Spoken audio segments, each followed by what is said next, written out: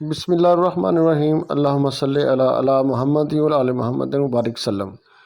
आए चलते हैं, आपको कराते हैं एक गांव की सैर।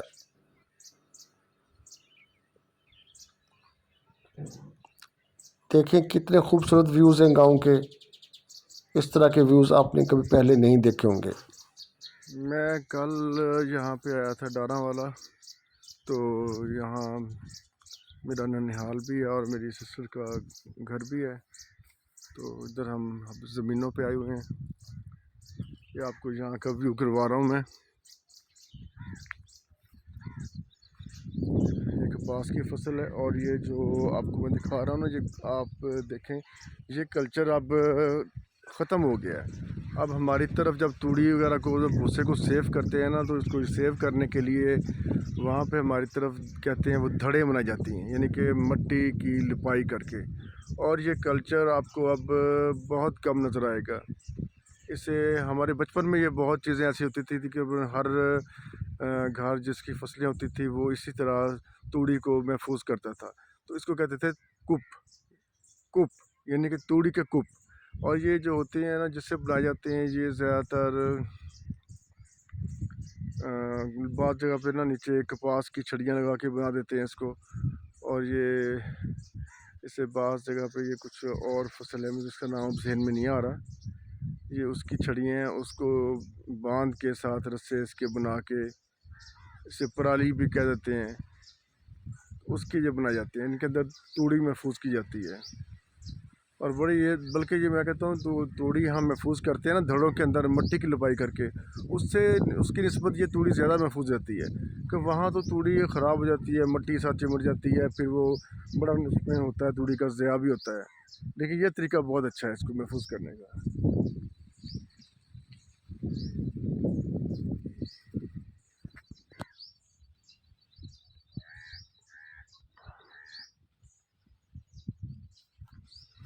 मैं उधर से आते हुए लियाकतपुर से जब चला था तो मैंने रास्ते की वीडियो नहीं बनाई थी। तो अब मैं वापसी जाते हुए इंशाल्लाह आपको रास्ते के जो भी यहाँ से डारावाला से लियाकतपुर तक जो भी छोटे छोटे कस्बात शहर आएंगे, हम उसका आपको व्यू कराते जाएंगे इंशाल्लाह। और ये जी सलार में मुँह सब डबल आंखें लगा के, डबल एनकें लगा के फिर रहे हैं। चलो चलो चलो, शाबाश शाबाश, आगे मूव करें। और इस वक्त बड़ा ही प्यारा मौसम है जी ये वाला। यहाँ पे बड़ा मज़ा आ रहा है, हवा चल रही है, गर्मी का कोई एहसास नहीं है, हबस का कोई एहसास नहीं है। अगस्त का महीना है लेकिन इस वक्त बड़ी प्यारी हवा चल रही है। हाँ जी, ये नीम का पौधा है।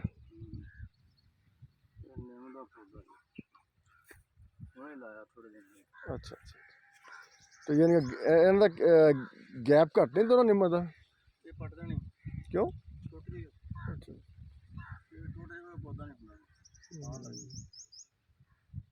सही। खजूर के दरख्त भी हैं सामने। ये मैं थोड़ा सा यहाँ से क्लोज़अप करता हूँ इसको।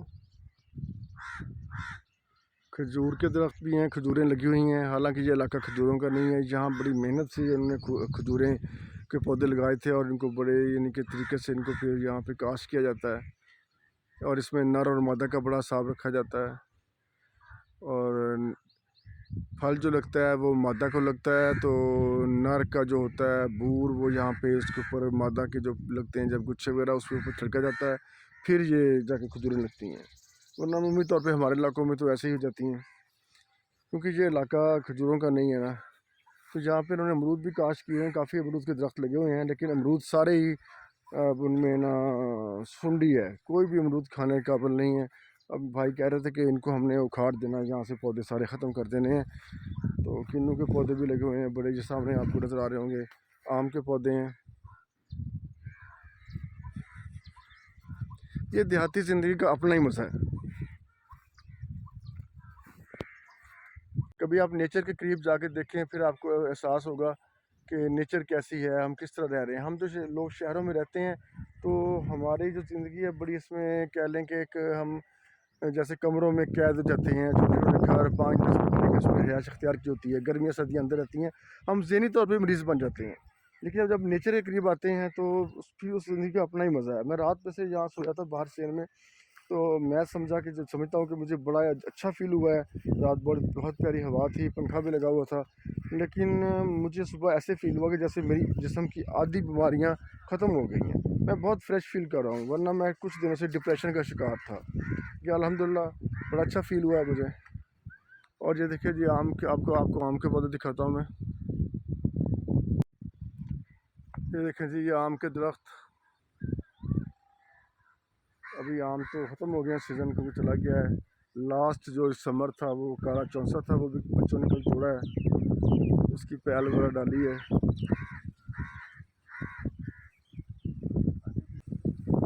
हाँ जी, आपको ज़रा दिखाते हैं बांस।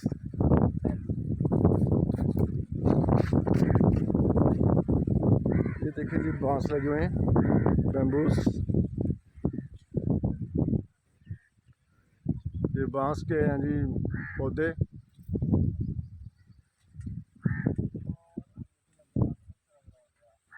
वो देखें जी खजूरें, वो खजूरें देखें आप, जाओ आपको मैं बता रहा था, खजूरें अभी ज़रा कच्ची हैं, पक्की नहीं है।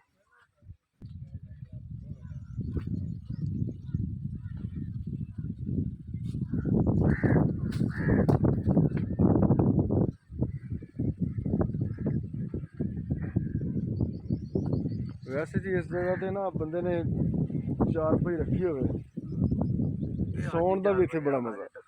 हाँ जी, वही ना, हवा चल रही हो क्योंकि हब्बस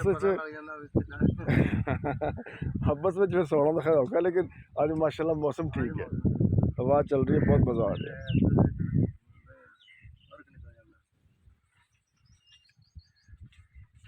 आज माशाल्लाह रात ही बड़ी अच्छी हवा से।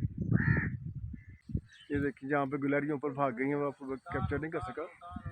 ये देखिए, ये देखिए, ये देखिए गुलहरी चलेगी पीछे।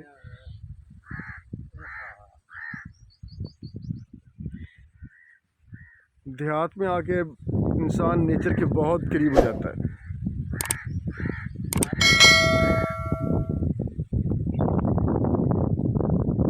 यहाँ पे कुछ फूलदार पौधे हैं, वो इधर एलिफेंट ईयर का पौधा भी लगा हुआ है। भाजी कल आके तो भला फूल निकले थे केड़ा कहते। हाँ जी, ये जी लिली के पौधे हैं, इनको अभी फूल नहीं है। पिछली बार जब हम आए थे तब इनको लाल रंग के फूल निकले हुए थे, बहुत खूबसूरत लग रहे थे।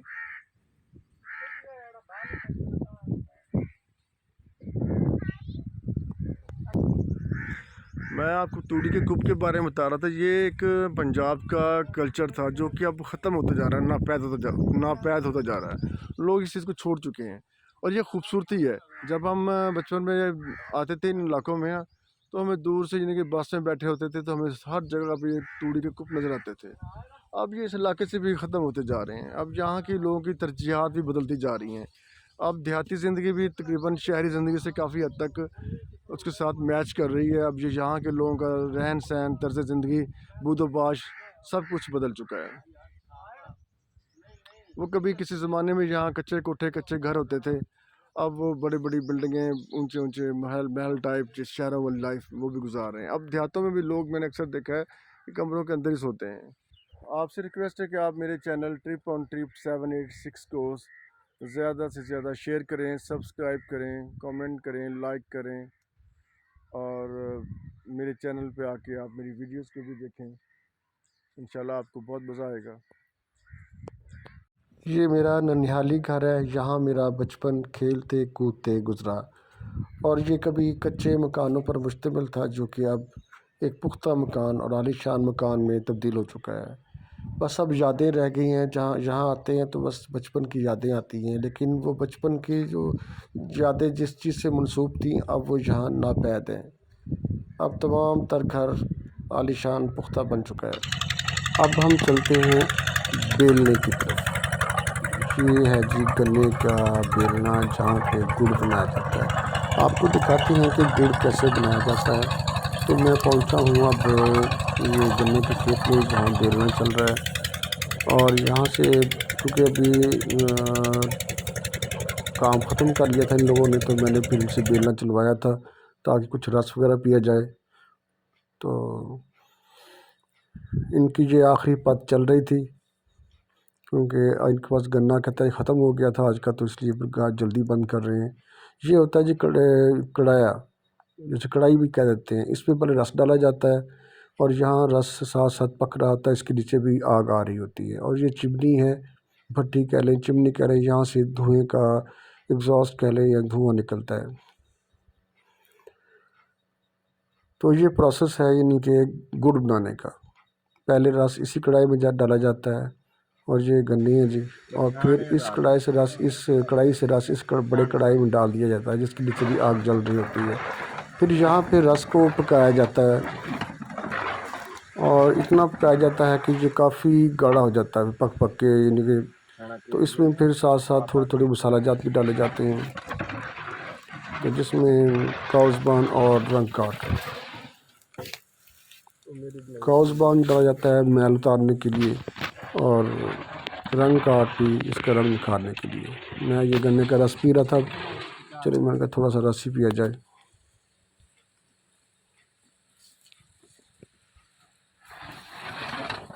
और ये साथ साथ मुसलसल कढ़ाई में ये जो होता है इनके पास कहीं या एक छाना टाइप उसको मारा जाता है ताकि रस नीचे से लगे ना, जले ना।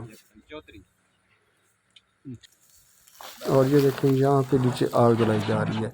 ये जो आग जला रहा होता है इस बंदे को इस ज़ुबान में या पंजाबी ज़ुबान में कहा जाता है झोंकी, यानी कि आग झोंकने वाला। आग तो कढ़ाई के नीचे उसने एक बड़े हिसाब से आग जलानी होती है, ना ज़्यादा ना कम, ताकि जो रस है उसको मुनासिब जो जितनी उसको ज़रूरत होती है हीट की उतनी ही मिले, कम या ज़्यादा नहीं करने के कभी रस को जला दिया जाए। अब देखिए जी काफ़ी रस गाढ़ा हो गया था। अब इसको ये गंड है, इसे गंड कहते हैं पंजाबी ज़ुबान में, इसमें निकाला जाता है। पहले वक्तों में गंड होते थे लकड़ी के, अब हर तरफ जदत आ रही है तो अब ये गंड भी लोहे का है। अब ये सारा रस इसमें निकाल दिया जाएगा।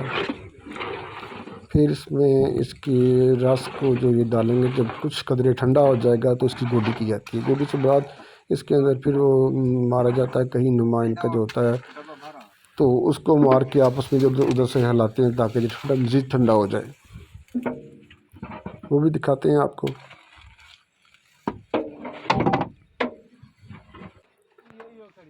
तो ये भी इस कढ़ाई से रस ने जो काफ़ी अब गाढ़ा हो गया है, पत चढ़ गई थी, पत चीनी में तैयार हो गई थी, अब उसमें से निकाल के इधर डाला जा रहा है। और वो एक बंदा अब कढ़ाई में पानी डाल देगा क्योंकि रस सारा निकाल दिया गया है। अब आखिरी पत थी तो नीचे आग जल रही है, हल्की हल्की हीट है, तो उसको ताकि कढ़ाई ना सड़े उसके लिए फिर कढ़ाई को धोना भी होता है, तो साथ ही इसमें पानी डाल दिया जाता है।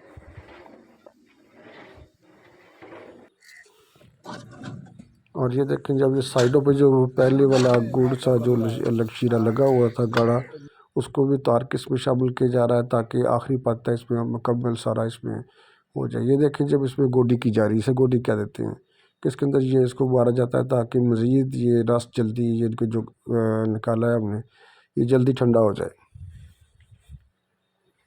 और गुड़ की पेशी बनाने की अपना शक्ल इख्तियार कर सके।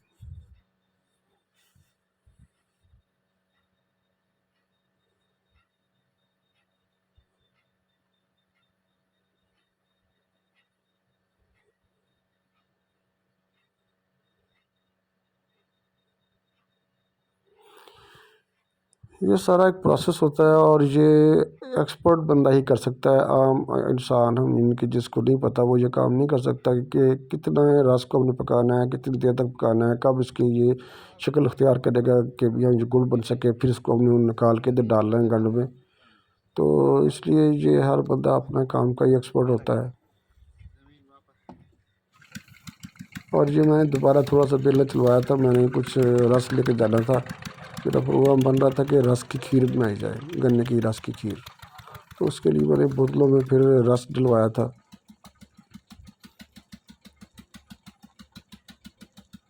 इस खीर का भी अपना ही मज़ा है, मुझे बचपन याद आ जाता है ये सब चीज़ें देख के, कि बेलने पे जाना, गन्ने का रस पीना, गुड़ खाना और गन्ने के रस की खीर खाना, ये तमाम चीज़ें अब नापैद होती जा रही हैं। ये देखिए जी, अब गुड़ बनाने का प्रोसेस शुरू हो गया है। वही जो गन में पड़ा था ठंडा हो गया, काफ़ी गाढ़ा और सख्त हो गया है। अब जिसका ये गुड़ बन सकता है, और ये अब गुड़ बनाया जा रहा है।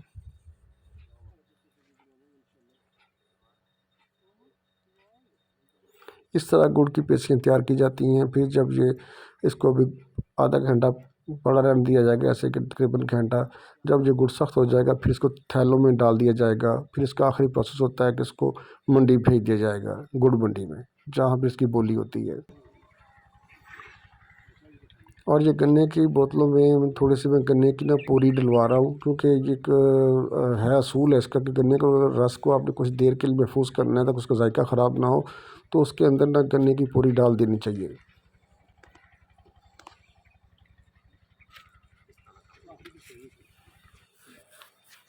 इस वक्त जी अब हम डारावाला 169 मुराद से रवाना होके वापस अब लियाकतपुर का सफ़र शुरू करने लगे हैं। तो इंशाल्लाह अब वापसी की आपको रास्ते में छोटे छोटे क्लिप्स बना के दिखाएंगे कि कौन कौन से रास्ते में कौन कौन से स्टॉप आते हैं। तो मेरे साथ रहिएगा, इंशाल्लाह आपको रास्ते के मनाज़र दिखाते जाएंगे जी। डारावाला से वापसी पे रास्ता जाता है, ये शॉर्टकट है। हम इसमें यहाँ चिश्तियाँ को इनके साइड पे छोड़ के इनके बाईपास कह लें या इसको स्किप किया चिश्तियाँ को, और शॉर्टकट रास्ता है ये गुजर चौक से बख्शन खां के लिए। तो ये और उस रास्ते में हम सफ़र कर रहे हैं अब।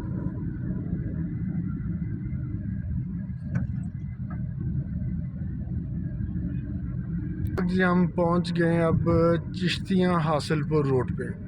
यहाँ से मेरी राइट साइड पे चिश्तियाँ को रोड जाती है, और लेफ़्ट साइड जिस साइड में टर्न ले रहा हूँ ये जाते हैं रोड हासिलपुर को। तो ये शॉर्टकट रास्ता है, और ये जाती है रोड चिश्तियाँ, और ये हासिलपुर को जाती है। और ये पॉइंट है बख्शन खां। ये जी मोहम्मद पनाह मोड़, मोहम्मद पनाह मोड़।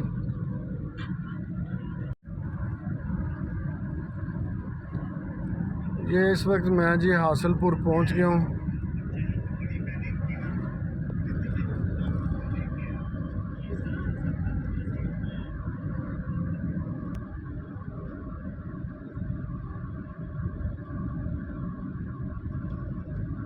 ये हासिलपुर जी चौक है, और ये पुराना, बल्कि पुराना लारी अड्डा भी कह लें इसको। ये पुराना लारी अड्डा होता था ये वाली साइड। ये बस खड़ी है, ये वहाँ पे पुराना लारी अड्डा था। ये इस साइड को शहर को जाती है रोड ये।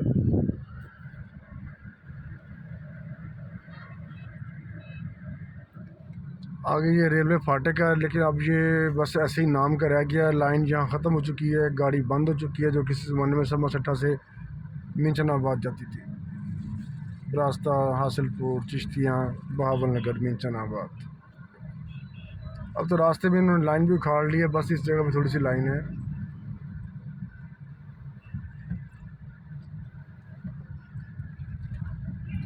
ये सामने एक चौक आ रहा है, इससे अगर सीधा हम जाते हैं तो हम जाएंगे व्याड़ी, बूरा वाला और आरफ वाला, इधर से लाहौर, और इधर से फिर बूरे से आगे, फिर बुरा वाला से आगे चिचावती फैसलाबाद के लिए। तो ये देखिए सामने चौक है ये वाला इसका। तो अब यहाँ से मैं लेफ़्ट टर्न ले रहा हूँ, ये जाती सड़क बहावलपुर के लिए।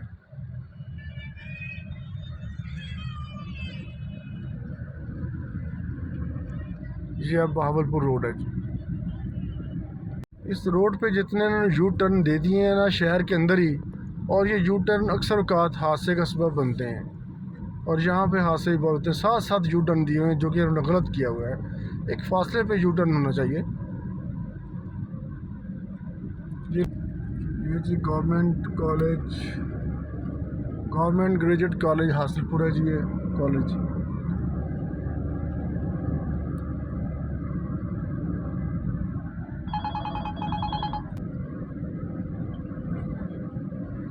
ये यहाँ पे जी अदालत है हासिलपुर की।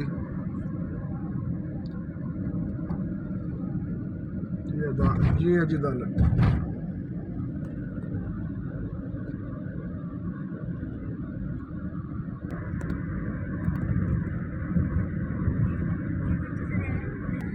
इस वक्त जी हम काइमपुर शहर है, एक छोटा सा कस्बा है हासिलपुर का, तो वहाँ पहुँचे हैं।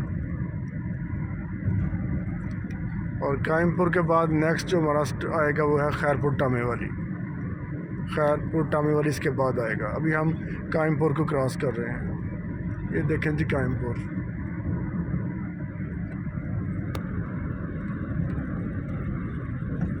ये है खजी वाला। इस वक्त जी हम खैरपुर टामे वाली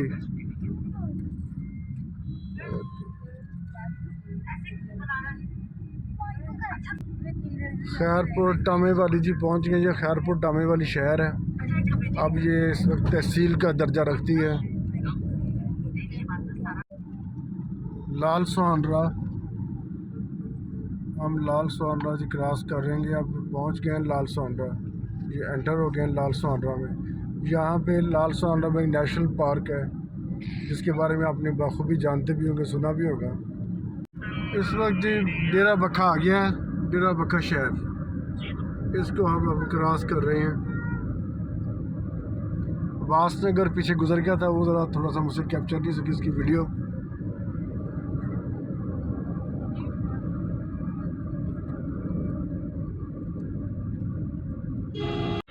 ये जी डेरा बखा के बाद बहावलपुर से पहले बाईपास आता है जो कि अपना एशिया घी मिल के पास जाके बाईपास ख़त्म होता है और वहाँ से फिर अहमदपुर रोड शुरू हो जाती है। ये बहावलपुर से जिन लोगों ने रहीमदार खान साइड पे जाना होता है उनको बहावलपुर शहर के ट्रैफिक से जो कि रश होता है उससे बचने के लिए ये इन्होंने एक बाईपास बनाया है जो काफ़ी अरसे से वर्किंग कंडीशन में है। तो यहाँ से अपना आप देखिए एक साइन बोर्ड इसका आ रहा है। तो इधर कायदे आज़म सोलर पार्क भी साइड पे ही है, तो जो कि मेरा ख्याल फ़ाल नहीं है, पहले फ़ाल हुआ था लेकिन अब नहीं है शायद, तो उसका मुझे कंफर्म नहीं है। लेकिन बहरहाल ये बाईपास है जी। ये मेरा लेफ़्ट साइड पे आप ज़रा देखिएगा, तो वहाँ से ना जाना पड़ता है। लेकिन मुझे क्योंकि बहावलपुर शहर में काम है इसलिए मैं डायरेक्ट बहावलपुर जा रहा हूँ शहर में। अदरवाइज़ मेरा प्रोग्राम यही था कि मैंने बाईपास से जाना। ये देखें जी जहाँ से ये ट्रक टर्न ले रहे हैं ये बाईपास है,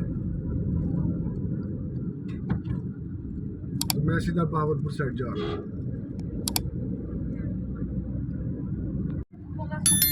ये जिस वक्त हम पहुँच गए हैं इस्लामिया यूनिवर्सिटी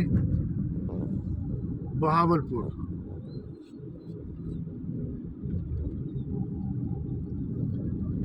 और ये स्पीडो बस यहाँ चलती है लोधरा के लिए, उसका भी यहाँ से स्टार्टिंग पॉइंट है स्पीडो बस का।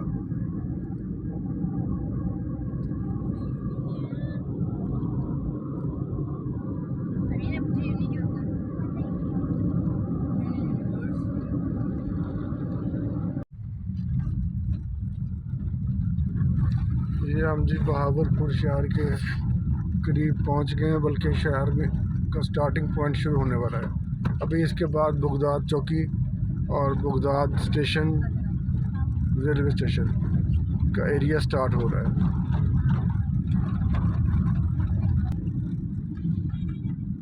ये जी बगदाद चौकी और बगदाद स्टेशन का एरिया है जी, और यहाँ से हम अब एंटर हो चुके हैं बहावलपुर सिटी में।